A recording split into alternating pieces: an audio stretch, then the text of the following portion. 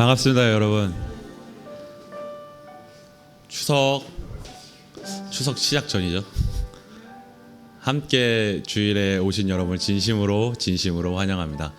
네, 어디 갈 법도 한데 이렇게 예배에 나오신 여러분들은 대단하신 분들입니다. 우리 한번 옆 사람한테 그래도 인사 한번 할까요? 복된 하루 되세요라고 한번 옆 사람한테 인사해 주세요. 복된 하루 됩시다. 네, 명절 잘 보내고 복된 하루 됩시다. 네. 지훈이 바로 지훈이는 바로 돈을 보여주네요. 돈을 헌금. 지훈이요? 네, 헌금 보여주고. 네, 복된 하루. 네. 오늘 주님께서 이렇게 우리가 모일 때 함께 하십니다. 또 오늘 우리 주님께서 우리가 함께 있을 때 일하고 계십니다. 우리가 그러한 믿음으로 우리 옆 사람을 향해서 축복하는 시간 가졌으면 좋겠습니다. 우리 모일 때 주 성령 임하리 같이 찬양하겠습니다.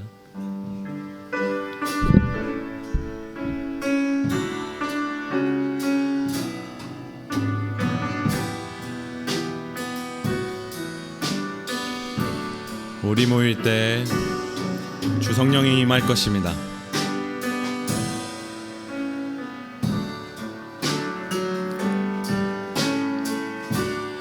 우리 모일 때 주 성령 임하리. 우리 모일 때 주 이름 높이리. 우리 마음 모아 주를 경배할 때 주님 축복하시리.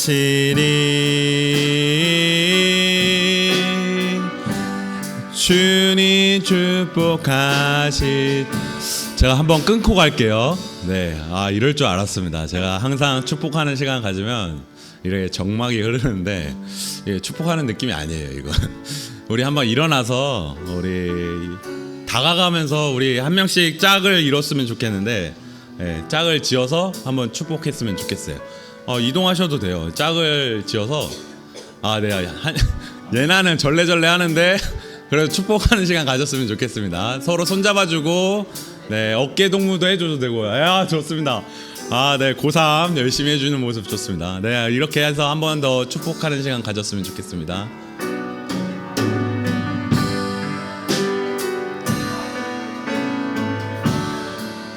우리 모일 때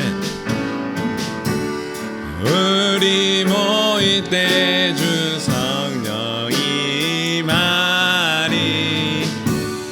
우리 모일 때 주 성령 피리. 우리 마음 모아 주를 경배할 때 주님 축복하시리.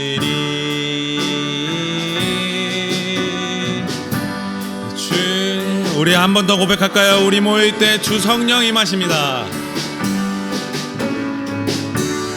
우리 모일 때 주 성령 임하리.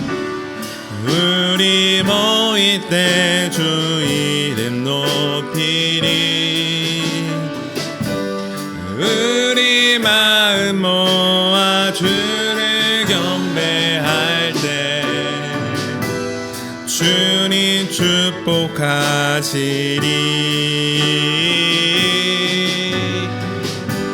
주님 우리 마지막으로 우리 자기 자신을 향해서 우리 모일 때 우리 모일 때 주 성령 임하리. 우리 모일 때 주 이름 높이리. 우리 마음 모아 주를 경배할 때 주님 축복하시리.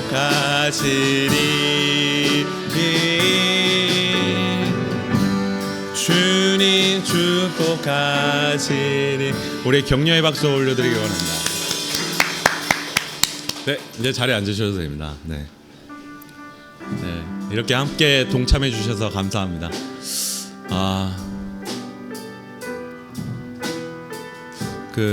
어제 또 제가 고3을 잠깐 만나고 왔는데 역시 고3은 어렵습니다. 고3의 시간은 참 어렵습니다. 그럼에도 불구하고 이렇게 나와서 예배드리고 또 이렇게 찬양하고 말씀 듣는 그 자체만으로도 참 귀하고 감사한 것 같습니다. 참으로 우리 주님께서 계속해서 일하고 계시는 것을 느낄 수 있는 우리 고3을 통해서 보고 있는 것 같습니다. 우리 고3뿐만 아니라 우리 친구들이 참 교회 다니기 쉽지 않은 이 시대 가운데 주님을 의지했으면 좋겠습니다. 세상 유혹이 너무나도 강해서 교회 다니기 싫을 때에도 주님을 의지했으면 좋겠습니다. 그러한 믿음으로 우리가 이 자리에 왔으면 좋겠습니다. 주님께서 계속해서 그렇게 인도해 주실 거라는 믿음으로 우리가 이 찬송과 같이 고백했으면 좋겠습니다.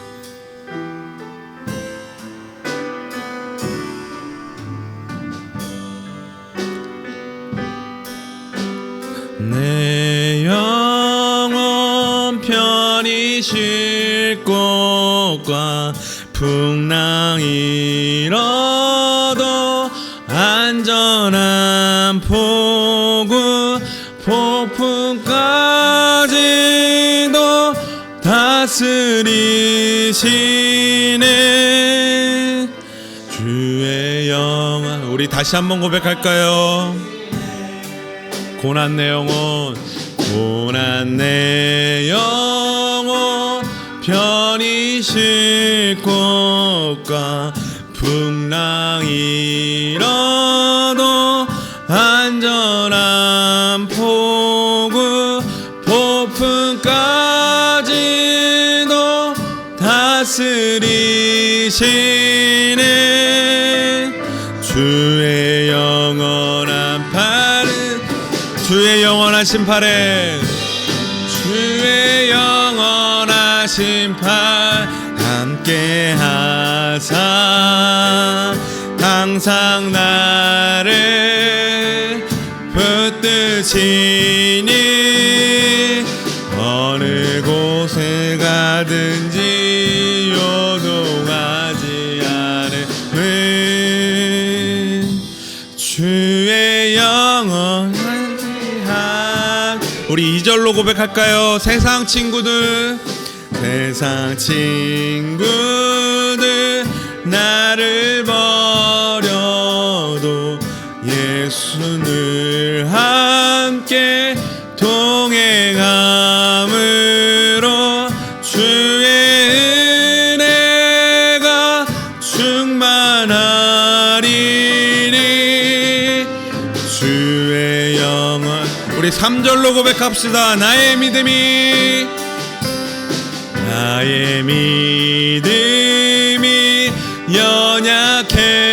연약해져도 미리 예비하 힘을 주시며 위태할 때도 안보하시네 주의 영원한. 우리 주님의 팔에 의지합시다. 주의 영원하신 팔 함께 하사 항상 나를 붙드시니 어느 곳에 가든지 요동하지 않음은 주의 팔을 의지. 우리 4절로 고백할까요? 능치 못한 것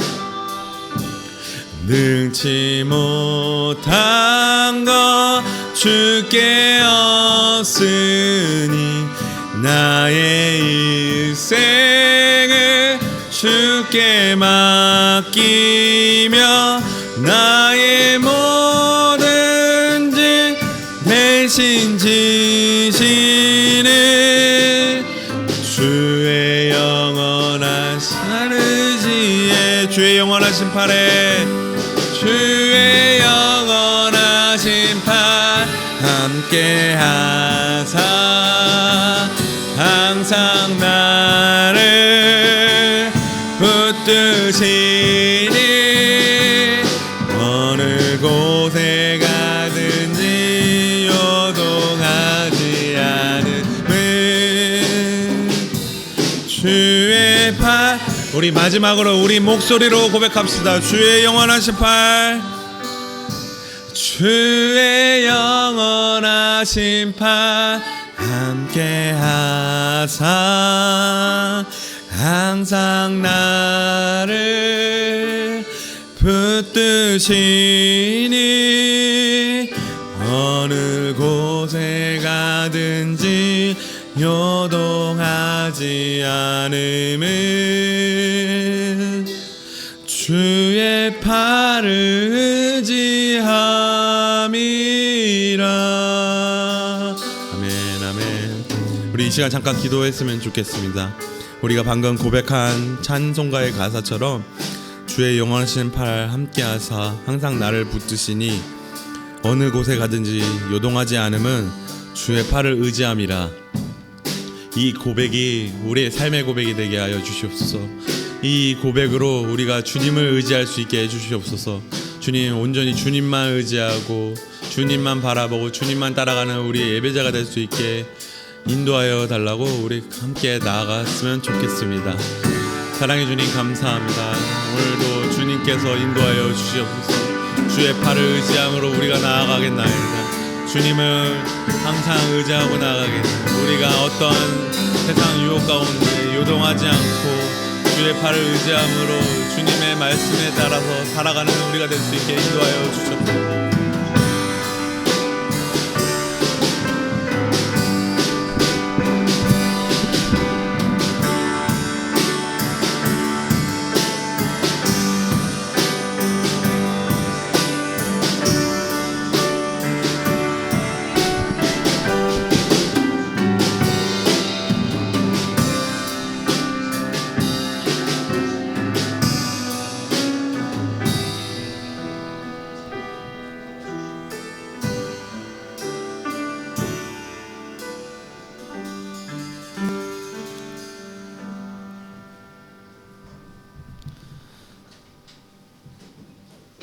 온 땅이여 하나님께 즐거운 소리를 낼지어다. 그의 이름의 영광을 찬양하고 영화롭게 찬송할지어다.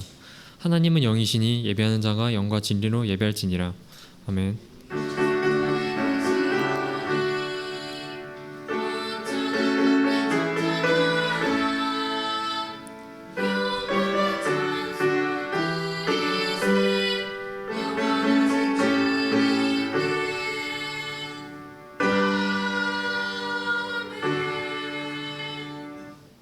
사도신경으로 신앙 고백 드리시겠습니다.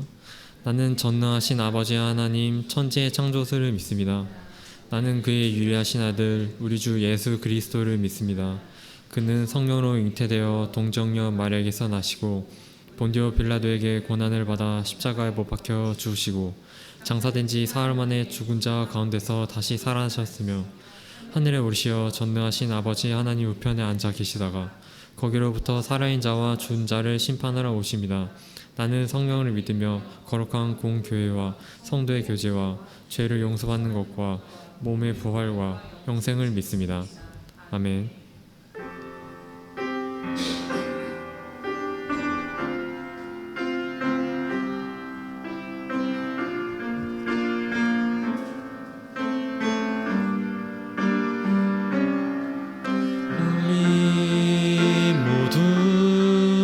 예배하는 자 되어 온전히 영과 진리로 주를 예배하자.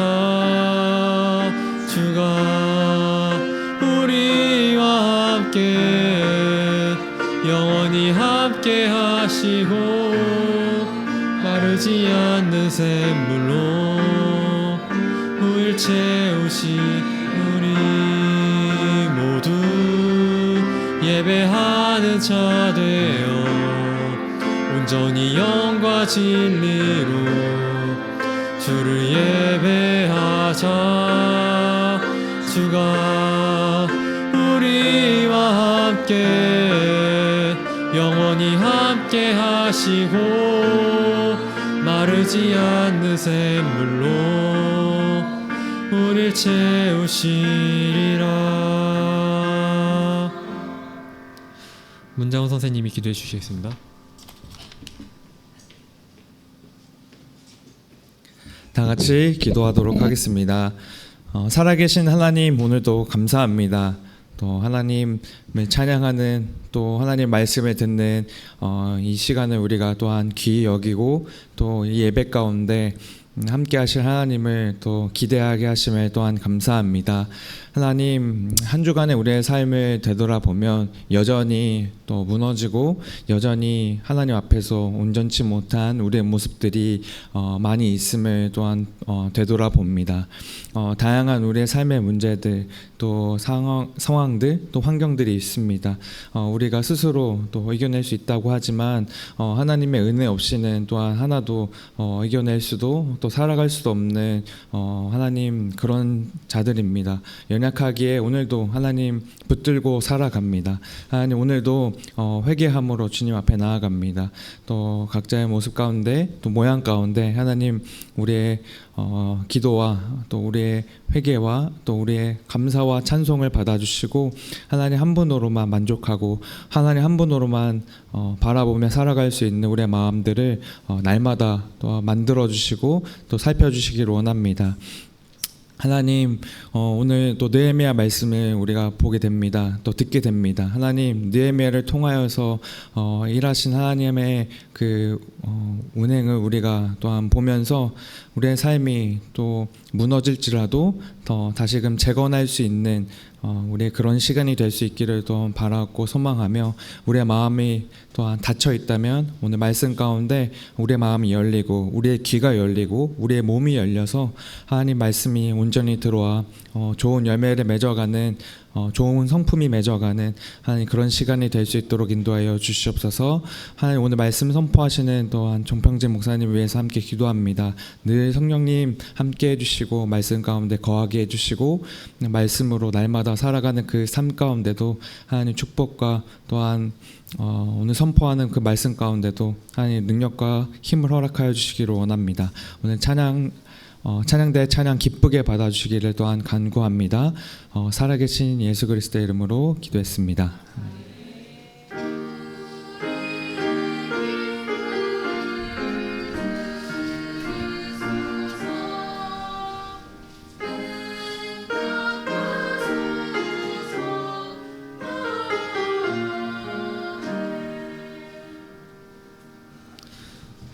오늘의 성경번호 말씀은 느헤미야 8장 1절부터 12절 말씀입니다. 느헤미야 8장 1절부터 12절 말씀입니다. 다 찾으신 걸로 알고 저부터 1절씩 서로 봉독하시겠습니다. 그러고 나서 일곱째 달이 됐고 그때 이스라엘 자손들은 모두 자기 마을에 있었습니다. 그때 모든 백성들이 물문 앞 광장에 일제에 모였습니다. 그러고는 학사 에스라에게 여호와께서 이스라엘에게 주신 모세 율법책을 가져와 읽어달라고 했습니다.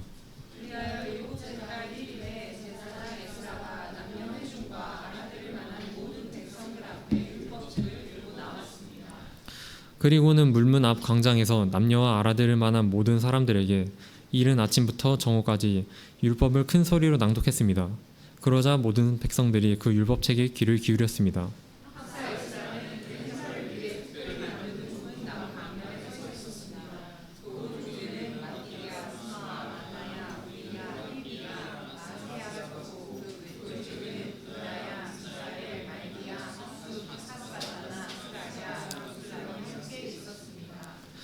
에스라가 백성들 위에 서서 그들이 보는 앞에서 그 책을 펼쳤습니다.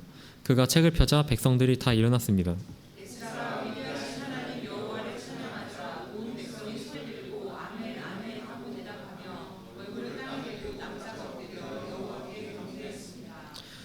예수아, 바니, 세레바, 야민, 악굽, 사부대, 호디야, 마아세야, 그리다, 아사랴, 요사밧, 하난, 블라야와 레위 사람들이 거기 서 있는 백성들에게 율법을 설명해 주었습니다.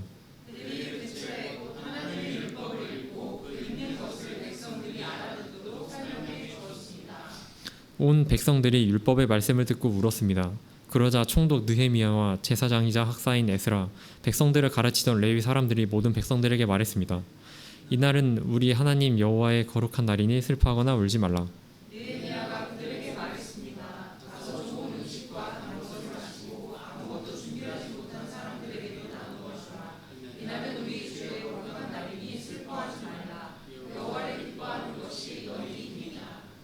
그러자 레위 사람들도 온 백성들을 진정시키며 말했습니다. 오늘은 거룩한 날이니 조용히 하고 슬퍼하지 마시오. 그리하여 온 백성들이 가서 먹고 마시고 먹을 것을 나눠주며 큰 잔치를 벌였습니다. 자기들이 들은 말씀을 이제 깨달았기 때문입니다. 아멘. 유빌란 때 찬양대가 오 나의 성령님이라는 찬양해 주시고 그 다음에 말씀으로 새롭게 하는 제자라는 제목으로 정평재 목사님이 말씀 선포해 주시겠습니다.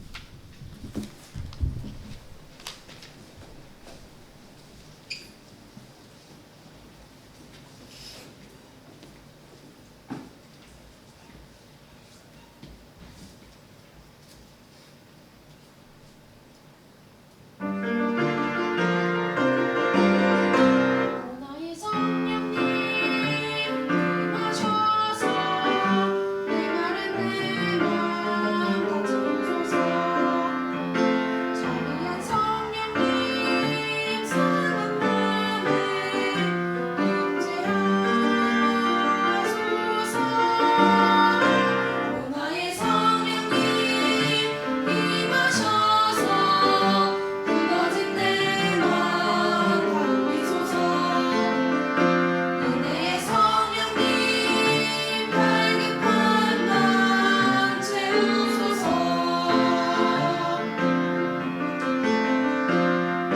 주여 성결한 주의 영으로 모든 죄와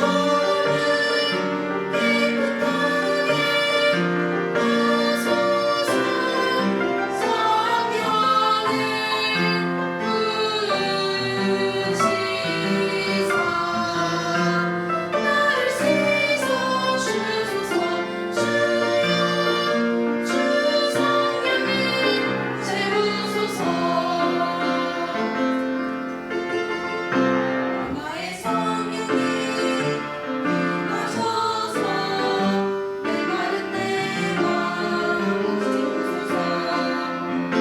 자비한 성령님 상한 맘에 임재하소서. 나의 성령님 임하셔서 굳어진 내 맘 다독이소서. 은혜의 성령님 갈급한 맘 채우소서.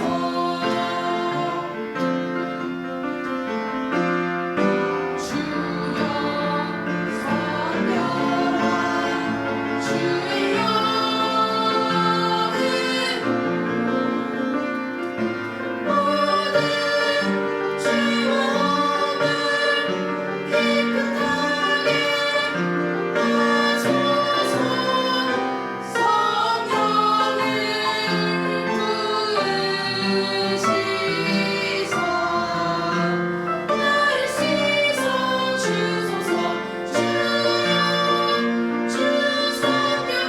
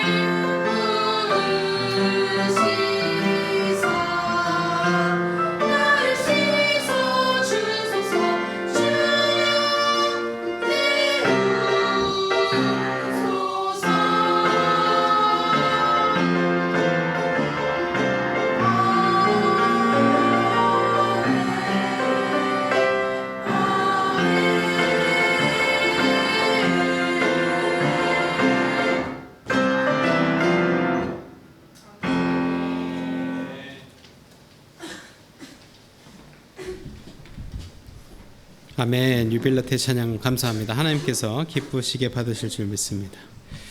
아멘. 오늘은 말씀으로 새롭게 하는 제자라는 제목으로 하나의 말씀 나누고자 합니다. 우리가 지난 시간부터 말씀에 대해서, 말씀과 우리와의 관계에 대해서 살펴보고 있었는데, 오늘은 그 말씀에 새롭게 하는 역할을 해서 우리가 살펴보고자 합니다. 2008년 2월이었죠. 2008년 2월에 여러분이 이거 아실지 모르겠어요. 지금 소실되는 중인데, 지금 삼성생명이 좀 힌트인데 이게 뭐죠? 어떤 건물이죠? 맞습니다. 남대문 혹은 숭례문이라 불리는 건물입니다.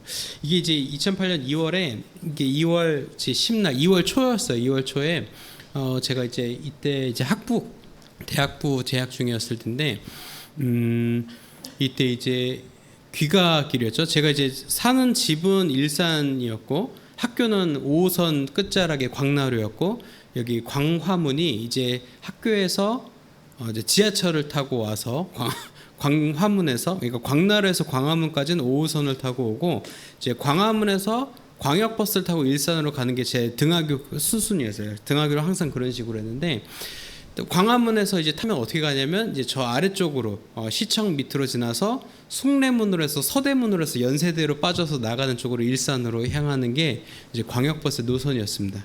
근데 이때 2008년에 스마트폰이 세상에 나오지 않았을 때였어요. 그래서 그때는 다 막 사이오니니 애니콜 같은 거 쓰고 있었는데, 제가 이제 광화문에서 이제 버스를 타고 가는데 막 저 앞에서 막 소방차랑 막 엄청 막 난리도 아니었어요. 그때 제가 학과 모임이 있어서 굉장히 늦은 시간이었거든요. 근데 그 굉장히 늦은 시간에 소방차가 그렇게 많은 거를 처음 보기도 했고, 뭐가 대단한 엄청난 일이 일어난 게 분명했어요. 왜냐면은 그 거의 뭐 전쟁, 저는 무슨 대규모 집회 아니면 무슨 이제 훈련 같은 거 하는 줄 알았거든요. 근데 갔는데 저기 지금 여기는 이렇게 보이지만 그 조선 호텔부터 그 가해가 다 빨갛게 밝은 거예요. 그래서 아니 저기 무슨 일이지 하고 갔더니 숭례문이 불타고 있었습니다. 제가 그걸 잊을 수가 없어요. 하도 놀라서 저도 그때 이제 화소가 높지 않은 그 핸드폰 카메라로 이렇게 찍었는데, 너무 어떻게 된지 궁금해서 집에 왔더니 아직도 막 불을 끄고 있다고 속보로 계속 나오고 있었어요. 다음 날은 제가 학교를 가지 않았고 2월 이제 그 다음 주간에 이제 등굣길에 이제 개강을 하니까 가는데 또 그 하굣길에 잿더미가 돼버린 숭례문을 보면서 이 화마가 지나간 참상과 그 어려움들을 이제 보게 됐습니다. 이때 이제 5시간 정도 진화 작업이 필요했다고 해요. 그래서 그 이제 2층에 이제 문루죠. 지금 이제 밑에 돌로 된 데가 있고 위에가 이제 문루로 되어 있는데, 이 루가 90%가 전소되어서 완전 탄소 덩어리가 돼버렸던 거죠. 그리고 1층 문루도 10% 정도 소실이 되었기 때문에 사실은 이제 받침으로서의 기능에 큰 장애가 생겼다 볼 수 있겠죠. 숭례문이 600년의 역사를 가지고 있었다고 하는데, 지금 이제 뭐 국보 1호라고 하는 이 숭례문에 이것이 한 사람의 최모 씨라고 하는 신변을 비관한 방화로 숭례문이 이제 소실이 되었었죠. 그래서 5년이라는 시간 동안 270억을 들여서 겨우 재건을 했는데, 2013년에 복원을 했음에도 불구하고 주변 사람으로부터 완벽한 복원은 아니다라는 질타를 또 많이 받은 비운의 상징물이 되었습니다. 지금 우리 곁으로 돌아오긴 했지만은 뭐 5년이라는 시간이 질러서 또 지금 이제 2024년에 우리가 이 숭례문을 보면서 270억 원을 들여서 우리가 재건을 했지만, 지금 우리가 이 숭례문을 봐도 이 주변에 그 옛날 돌과 새로 박은 돌이 이제 뒤섞여서 재건이 되면서 예전의 숭례문의 모습을 알던 우리에게는 저렇게 좀 아쉽다, 불 났었지, 이게 항상 마치 온 국민의 트라우마처럼 알려져 있고, 저도 광화문을 지나갈 때마다 또 서대문을 향해서 서울역에서 서대문을 지나갈 때마다 숭례문이 얼핏 보일 때 저거 예전에 불 크게 한번 났었지, 늘 그게 트라우마처럼 이제 몸에 찾아온다는 거죠. 이 무너진 것을 다시 세우는 것은 정말 많은 비용과 시간과 에너지가 소요되는 것이 분명합니다. 그래서 다시는 물론 이런 일이 없어야 하겠지만, 무언가를 다시 세운다. 말은 쉽죠. 리빌드라는 말은 정말 말은 엄청 쉽지만 어쩌면 처음, 그러니까 아무것도 없을 때 만드는 것보다 더 큰 에너지와 더 많은 시간과 비용들이 필요하지 않은가 그렇게 생각을 해볼 수가 있겠죠. 오늘 성경에 나오는 장면, 우리 느헤미야기를 읽고 있는데 사실 느헤미야기이지만 느헤미야의 이야기가 아니라 학자 에스라의 이야기를 다루고 있죠. 우리가 이제 상반기에 느헤미야에 대해서는 한번 다뤘었어요. 느헤미야가 이제 친구, 그러니까 형제들이죠, 동생들이 이제 포로의 상황을 보고 와서 막 성벽이 무너지고 막 예루살렘이 난리가 났어야 하니까 막 옷을 찢고 막 어려워하다가 왕이 그 근심을 보고 야 너 왜 그러냐 어떻게 해줘야겠냐 그때 제가 가가지고 이 성벽을 재건해야겠습니다 허락해 주십시오 해서 허락받아서 이제 성벽을 재건한 이야기는 우리가 이제 상반기에 살펴봤습니다. 근데 성벽은 다 오케이, 성벽은 이렇게 재건이 됐어요. 성전도 그래도 기능을 갖출 수 있도록 했지만 딱 빠진 것이 있었습니다. 어떤 물리적인 어떤 외관적인 부분들은 회복이 되었지만 그 외관을 회복했다고 해서 진실로 뭔가 회복된 것은 아니라는 거죠. 이제 고레스 왕의 칙령으로 기원전 이제 BC 538년에 포로 귀환을 명받아서 이제 바벨론 포로로 붙잡혔던 사람들이 예루살렘으로 돌아와서 성벽과 성전을 이제 재건하기 시작했죠. 그래서 이 성벽과 성전이 실질적으로 재건을 마무리 지기까지는 85년이 걸렸어요. 85년. 엄청난 시간이죠, 여러분. 85년. 우리나라가 지금 이제 해방 이후에 몇 년이 지났죠? 고3들은 알아야 되는 거 아니에요? 그쵸? 80년이 이제 막 넘어가려고 하고 있습니다. 그쵸? 근데 85년이라고 하는 것은 정말 강산이 바뀌고도 두세 번은 바뀔 시간인데 85년이나 걸려서 예루살렘 성벽과 성전을 재건했다는 거예요. 지금 우리 한국 전쟁 이후에 이 일대와 지금 오늘의 우리 일대를 보면은 진짜 막 개벽할 정도로 세상이 바뀌었다 볼 수 있는데 그만큼의 에너지와 시간들이 예루살렘 성벽과 성전이 실질적으로 재건되는 데에 필요했던 거죠. 어쩌면 그냥 아무것도 없는 데다가 예루살렘을 다시 짓는 게 더 쉽고 빠르지 않았을까라는 생각이 들 정도로 그 시간은 엄청난 시간이 되었습니다. 근데 그 시간 끝에 결국 이스라엘 백성들이 이제 자신을 지킬 수 있는 성벽도 생기고 또 성전도 생기고 또 하나님께 예배드릴 수 있는 그러한 예배의 처소가 제사를 드릴 수 있는 곳이 그들에게 이제 회복되었던 거죠.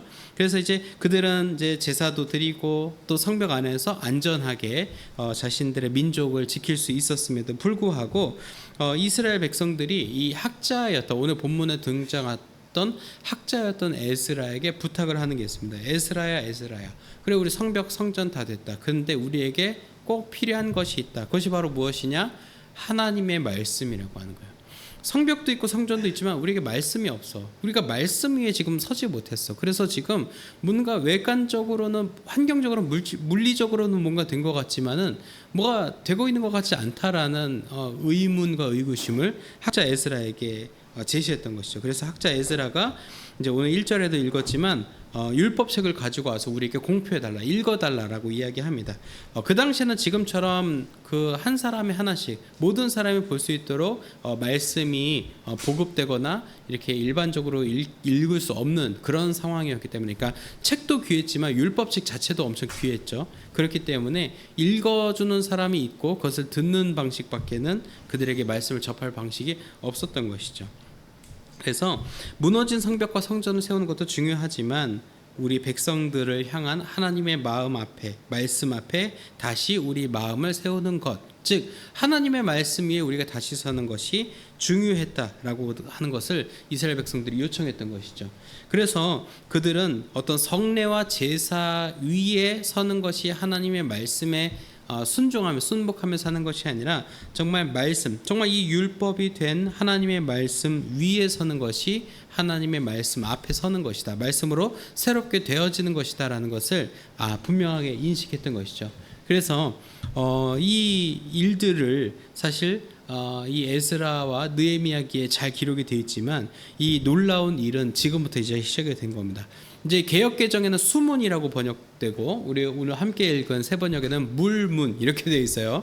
물문 앞에 이렇게 이스라엘 백성들이 모여서 이 에스라가 읽어주는 율법책의 말씀을 듣는 동안 그들이 회개하는 역사가 일어났습니다. 막 눈물을 흘리면서 이제 하나님께 돌아왔던 것이죠. 저희가 9절을 다시 한번 읽을 텐데요.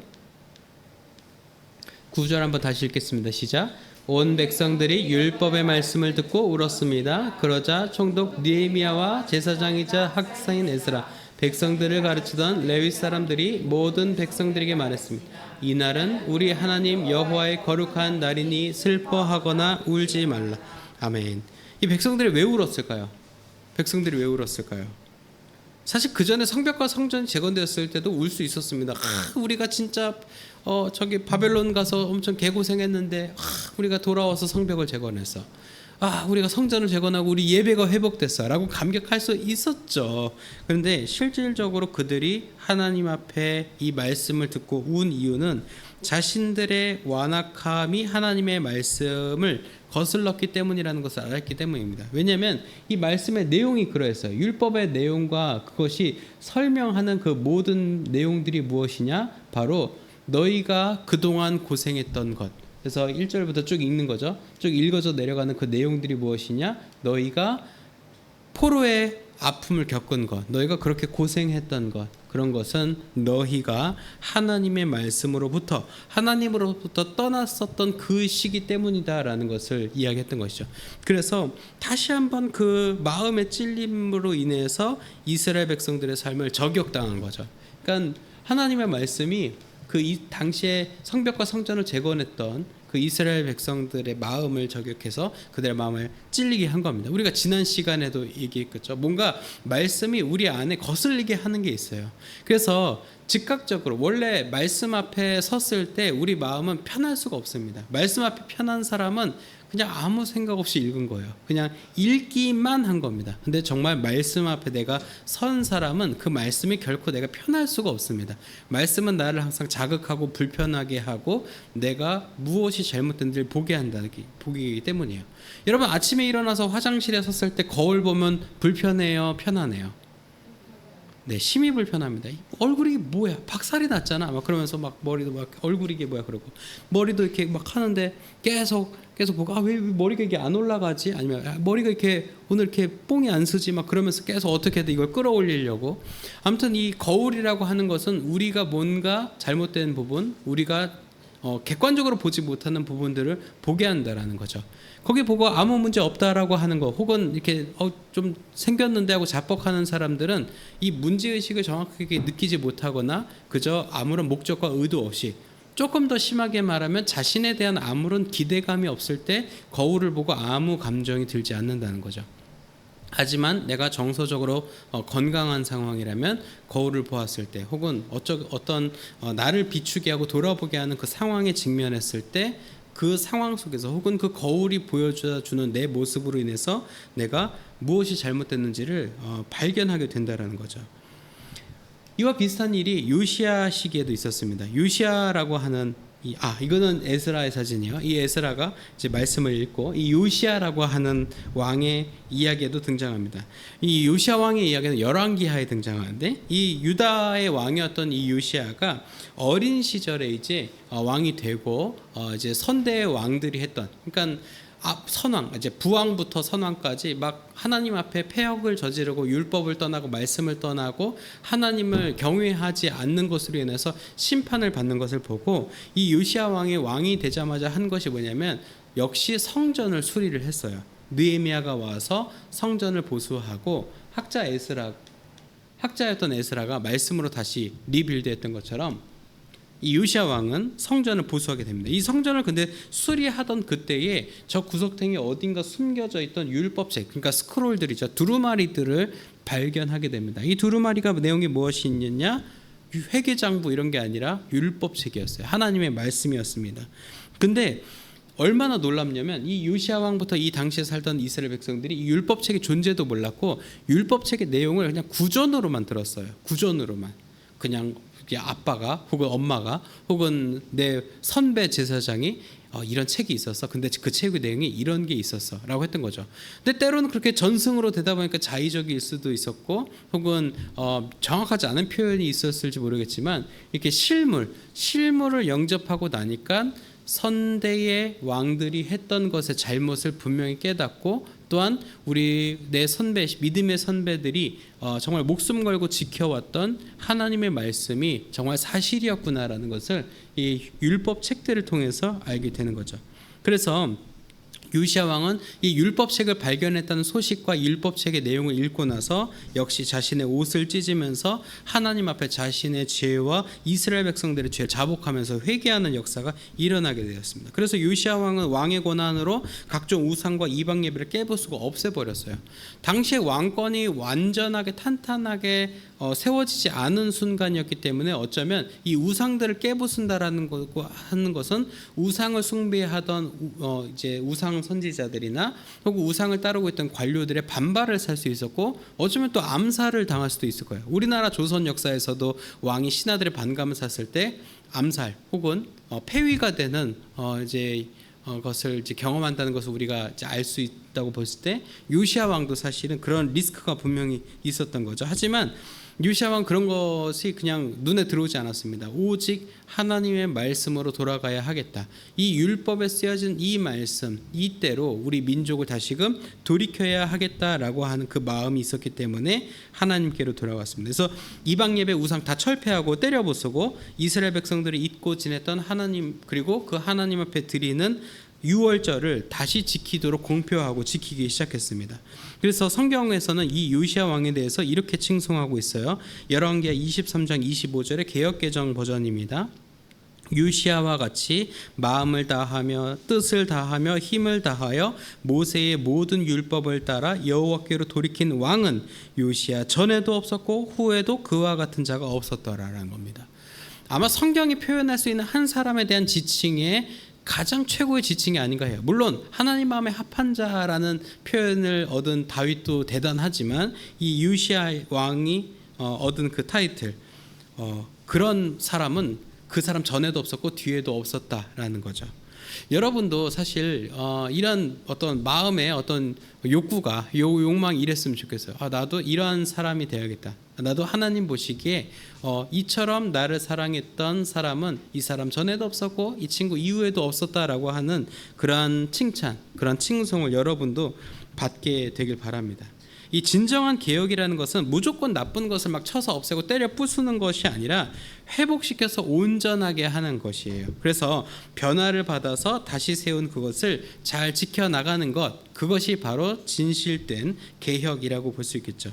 그래서 이스라엘 이런 공동체는 말이죠, 성전과 성벽을 재건하는 것만으로 이게 성전 성벽 잘 만들어 놓고 끝나는 것이 아니라 아무도 하나님 말씀 앞에 막 강요하거나 막 학자인 에스라도 마찬가지야. 에스라도 막 야 너네 이거 말씀 안 지키면 이거 다 말짱 꽝이야. 이거 너네 그냥 헛수로 한 거야라고 구박하지 않았는데 오히려 그들이 먼저 이스라엘 백성이 먼저 자발적으로 스스로 원해서 스스로가 하나님 말씀을 사모해서 자발적으로 나와서 자발적인 행동을 통해 하나님 앞에 나왔다는 거죠.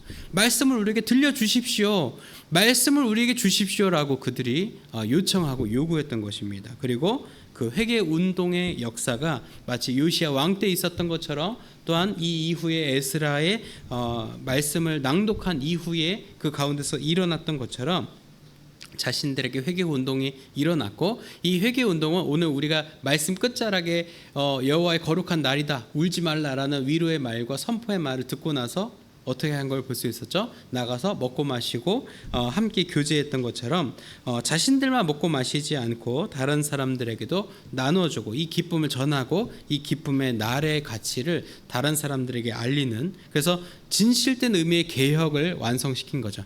즉 개혁은 뭐예요? 때려 부수는 것에 목적이 있는 것이 아니라 회복시켜서 잘 나아가게 하고 그 잘 된 상태를 다른 사람들에게도 보여줄 수 있는 것, 그것이 바로 개혁이고 우리가 가져야 할 자세라는 거죠. 이 포로 생활을 하면서 자신들의 죄를 까맣게 잊고 그곳으로 보내신 하나님의 백성들이 이 하나님의 말씀을 듣고 회복한 역사는 오늘 우리에게까지도 도달하는 지점입니다. 그럼 우리의 지점에서 이 말씀을 어떻게 받아들여야 할까요? 우리도 하나님의 관계, 이 하나님과의 말씀과의 관계를 회복하기 위해서는 어떻게 해야 되겠습니까? 그것은 바로 우리가 말씀 앞에 나아가는 시간을 확보하고 환경을 만들고 그 환경이 유지될 수 있도록 우리가 지켜내가야 한다는 거죠.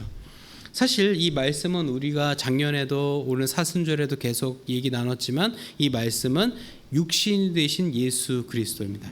즉 사실 말씀이 예수님이다라고 하면 이 성경책이 예수님이다라고 하면은 조금 어불성설 같지만 실제로 그러합니다. 말씀이 되신, 말씀이 육신이 되어 이 땅에 오신 중보자 예수 그리스도의 이야기, 그것이 바로 이 성경 우리의 말씀이라는 거죠.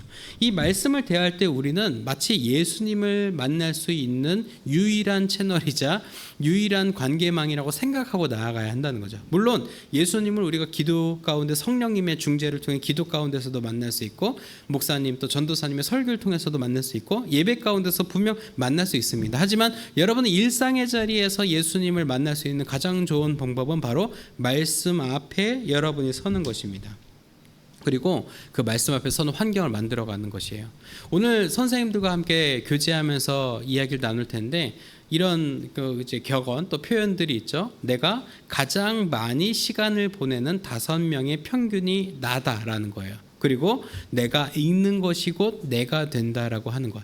이 두 가지를 여러분 꼭 기억하시길 바랍니다. 여러분은 누구와 가장 많은 시간을 보내고 계십니까? 그리고 그 가장 많은 시간을 보내고 있는 5명의 평균을 나라고 봤을 때 하나님 기뻐하시는 모습인지 그렇지 않은지 우리가 한번 돌아봐야 하겠죠. 그리고 뭐 친구를 걷어내라는 게 아니에요. 친구 관계 끊으라는 건 아닙니다. 하지만 내가 왜 그 관계를 애써 유지하려고 애쓰고 있는지에 대해서도 우리가 자각할 필요가 있다는 거죠.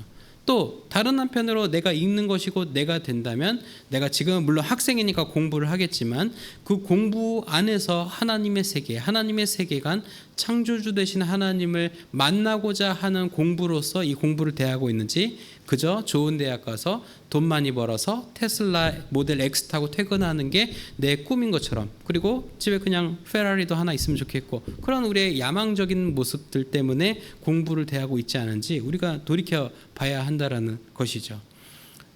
말씀을 마무리합니다. 우리 모두가 말씀으로 늘 새롭게 변화되어 나를 향한 하나님의 그 선하시고 또 기뻐하시고 온전하게 하시는 그 뜻을 분별하기 위해서는 우리가 말씀 위에 견고히 서 있어야 합니다.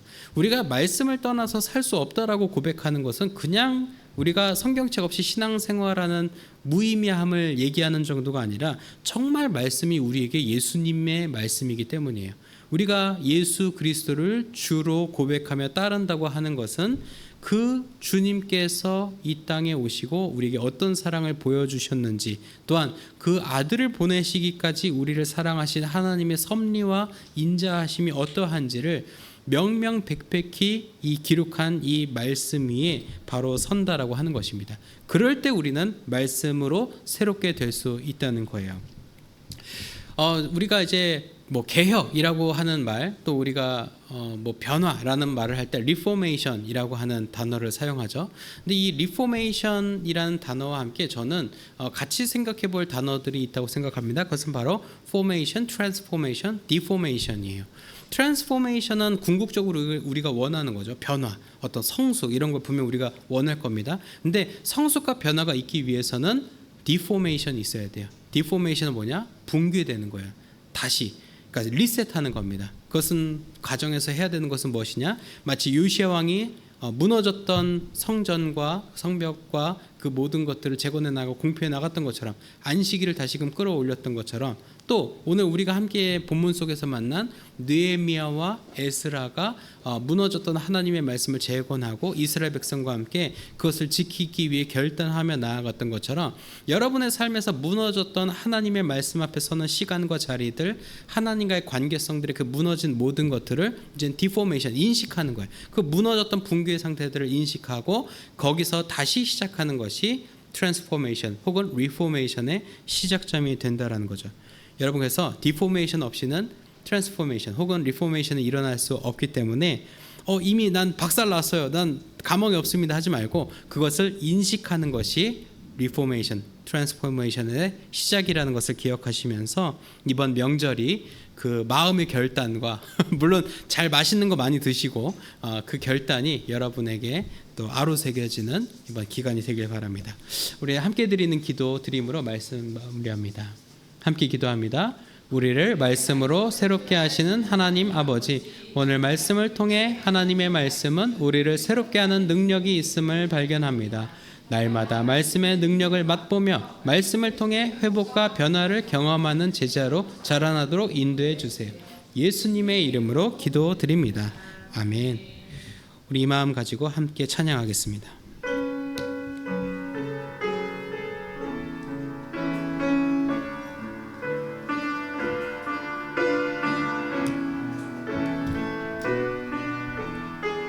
하나님의 부르심에는 후회하심이 없네. 내가 이 자리에 선 것도 주의 부르심이, 하나님의 부르심, 님의 부르심에는 결코 실수가 없네. 나를 부르신 하나님의 신실하심을 믿네. 작은 나를 부르신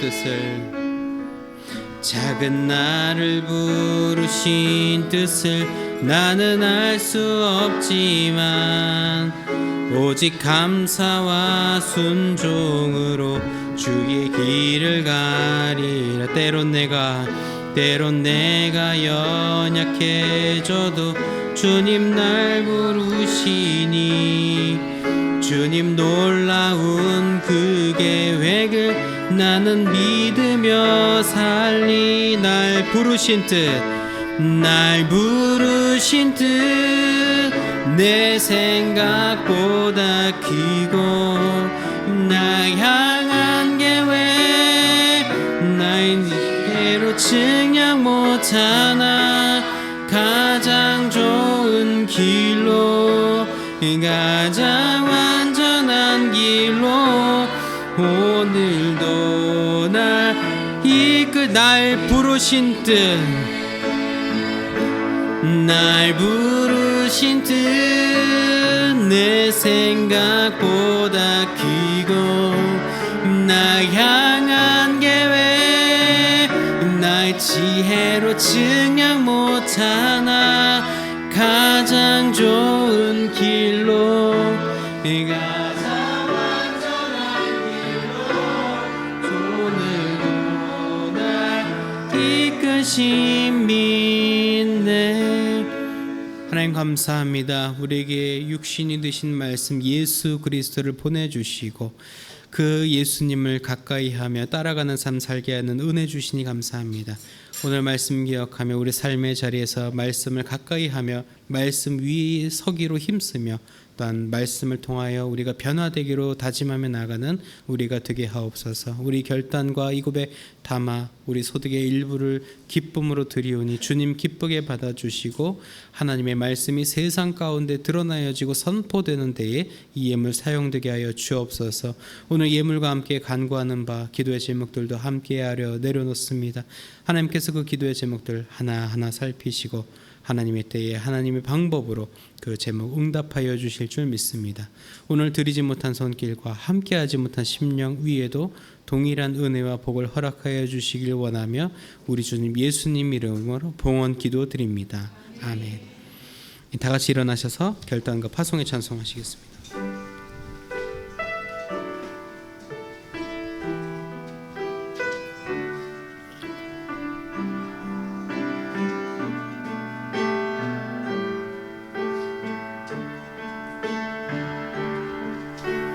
무명이어도 공허하지 않은 것은 예수 안에 난 만족함이라. 가난하여도 부족하지 않은 것은 예수 안에 오직 나는 부요함이라. 고난 중에도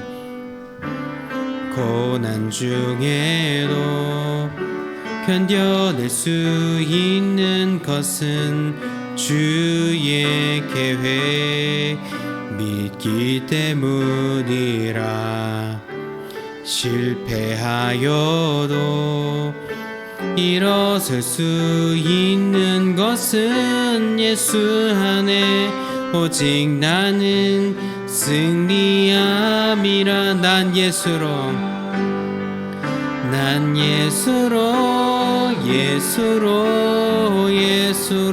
충만하네. 난 예수로 충만하네. 난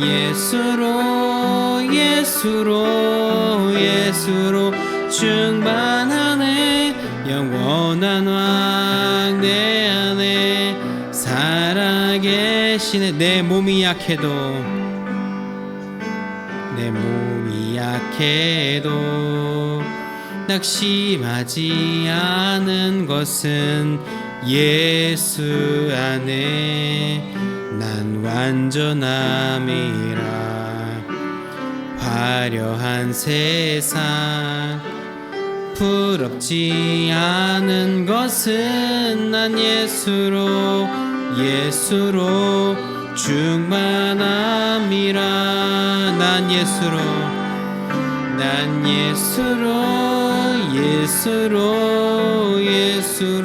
충만하네. 세상 모든 것들도 부럽지 않네. 난 예수로 충만하네. 영원한 왕 내 안에 살아. 난 예수로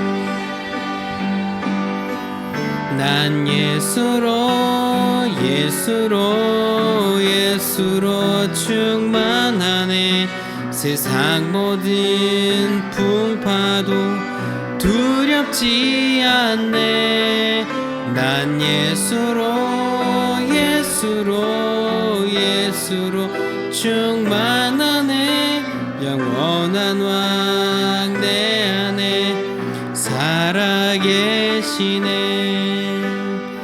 우리를 죄 어둠 속에서 건져 하나님의 자녀 삼아 주신 주 예수 그리스도의 구속의 은혜와 역사의 주인이신 우리 아버지 하나님의 무한하신 것 사랑하심과 보혜사 성령님의 내주교통 형통하게 하시는 역사가 오늘 말씀을 기억하며 하나님의 말씀 위에 서서 새롭게 하시는 말씀의 능력을 힘입기로 다짐하는 이 자리에 고개 숙인 을지로교회 중고등부 자녀들과 우리를 지도하시는 선생님들과 주님의 몸된 을지로교회와 우리의 가정과 학교와 일터 위에 특별히 명절을 맞이한 우리 조국 대한민국 위에 이제로부터 영원까지 함께 하옵시기를 간절히 축원하옵나이다.